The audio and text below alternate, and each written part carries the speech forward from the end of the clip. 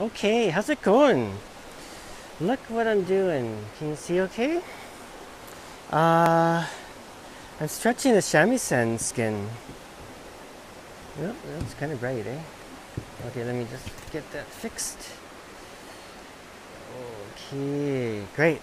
So, yeah, this is for Miles, who's ordered a shamisen for left hand playing. And right now I'm just stretching the skin out. And I've got I use this hide glue called Old Brown Liquid Hide Glue. It's really good, actually. Put some water in there. I don't want it to dry out because I'm still stretching it, right? But not too much chance of that. It's been rainy and it's cold, and anyway, whatever. Today isn't a day I have to worry about skin stretching it, drying out too fast. Right, so basically what I'm doing at this point, I made this rig, this stretching jig. You know, it's kind of inspired by something I saw on Kyle's website.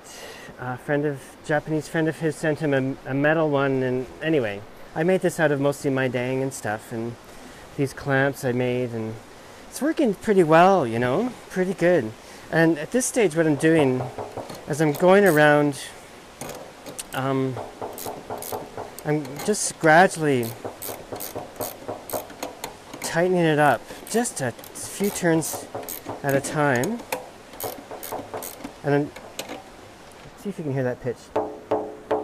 That's the pitch I'm kind of shooting for at the moment, you know what I mean? So basically I'm trying to, that's a little lower.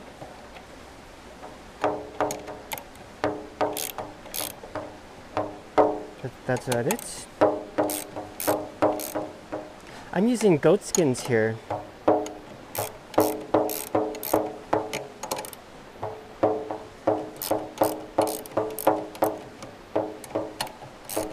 It's getting pretty tight, actually. This is pretty close. This skin's for the back, which doesn't have to be super tight necessarily. The top as tight as you can get it. Usually I'll go as far. Quite often I'll keep going until it gets to a certain point. That's pretty darn good, though, I have to say. Even for the top, this is looking pretty good. Anyway, if it starts, sometimes it'll start to tear on a corner or something, and then I'll just go, okay, that's enough. Then I might take a little bit of crazy glue and just put glue along the tear edge, you know, and that sort of helps a little bit. Yeah. So anyway, I'll probably keep going here. I'll let it relax a bit, but I think it's pretty close. Sounds really nice, actually. I got these goat skins a while ago, so I've just been using them. You know, I did one instrument earlier. Oops, that's not a good idea.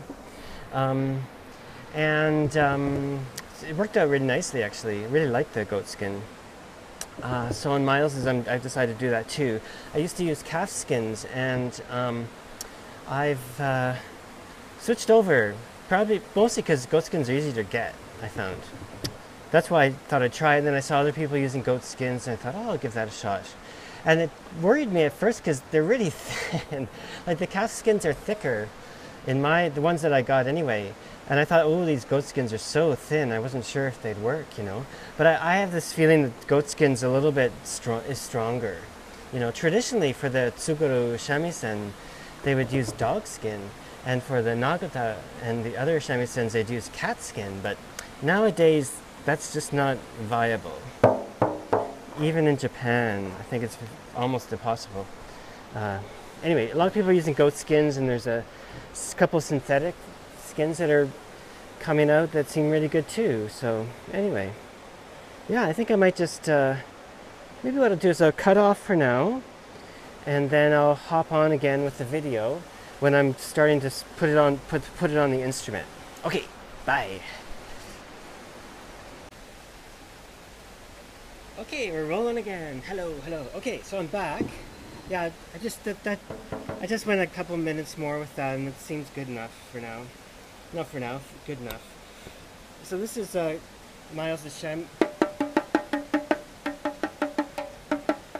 this is his playing side, ding, ding, ding. Now I'm doing the back side. So this is a little platform I made that the shamisen sits on. So what I'm going to do now, because this wood, these tropical hardwoods, and this is my dang, can be super oily and stuff, eh? So what I'm going to do is take a bit of 96% alcohol, which is quite something, I don't mind saying. Let's see if I can get this mic going. Maybe I can.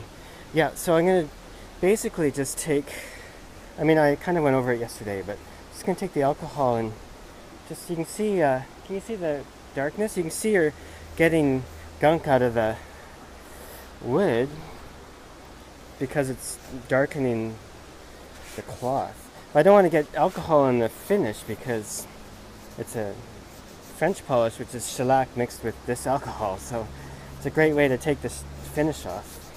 You have to do it all over again. French polish is it's not difficult, I wouldn't say, but it sure is time consuming. Okay, so that's good. We'll just stick that over here. That'll evaporate.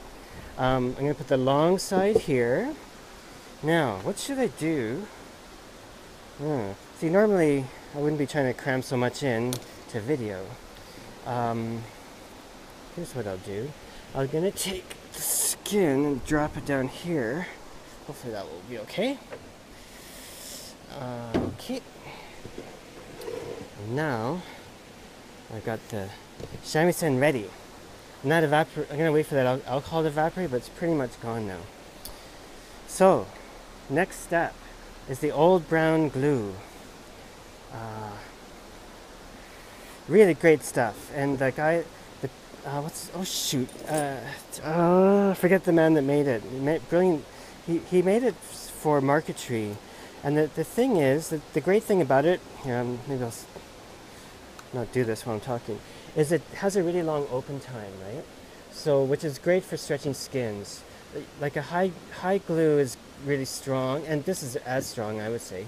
But you have a very short time to put your pieces together. And stretching this, you'll see it takes a while. And the old style of stretching I used to do, the traditional method, took even longer, you know. Now I can kind of glue it up and get it on quicker. But still, it does take a bit of time, you know. Anyway, yeah. So, let's keep this warm. It's like high glue. You have to heat it up to around 140, which is where it's at now. And use it essentially the same way, but it has an open time of maybe 40 minutes, which is great because, you know, even though the skin's stretched here, once it goes over, I'm stretching it again with some clamps. You'll see. Anyway, away we go. Put the glue on. Yeah. Okay.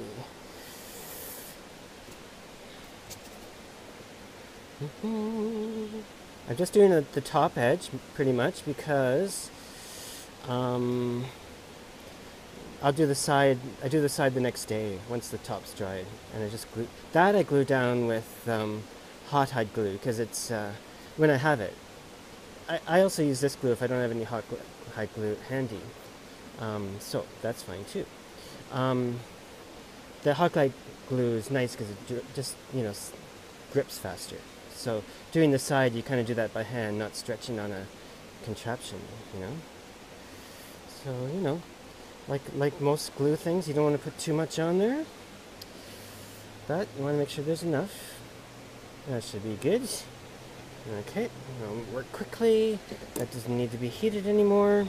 Gonna grab down. Up it goes, quite heavy. Whoosha. And my little piece of red tape is a lengthwise. So I'm just gonna see how we're doing. That's pretty good. Very good. Okay. Great. I'm just gonna rub that down. And now the hide is touching the glue. Next step, get these clamps on here. These only go down a certain distance, like maybe half an inch or something, so it adds a little bit of more tension. I find it good enough, you know.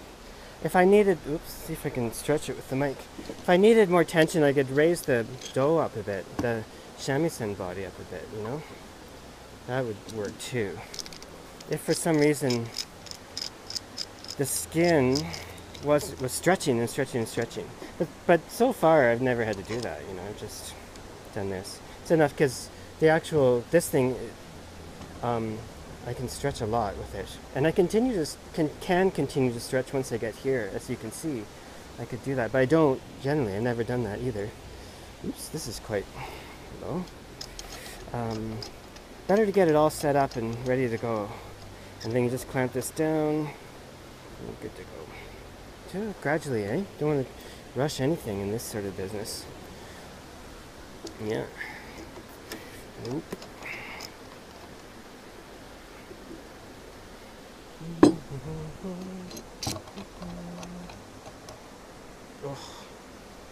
Ugh, I kind of need to have a shower. It's been really cold. I didn't have a shower yesterday. I get so used to having showers here. Like back in Alberta, we'd have a bath once a week. That's how you did. Okay, so that one's locked down. That's good. No tears. It's looking okay. Should work. That should work. How are we doing here?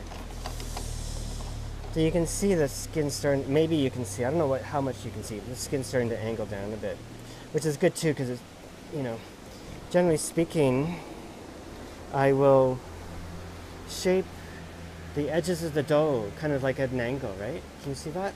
Like this, not totally flat, but at a slight angle. Like it's a matter of 1 millimeter difference. But I find that that's excellent for making sure all the edges of the dough are pressed down. Yeah, so I've never read anyone doing that, but maybe they do. I don't know. Okay, that's solid. That's solid down. This one is too. Hoo-wee. Looks like we're ready to go.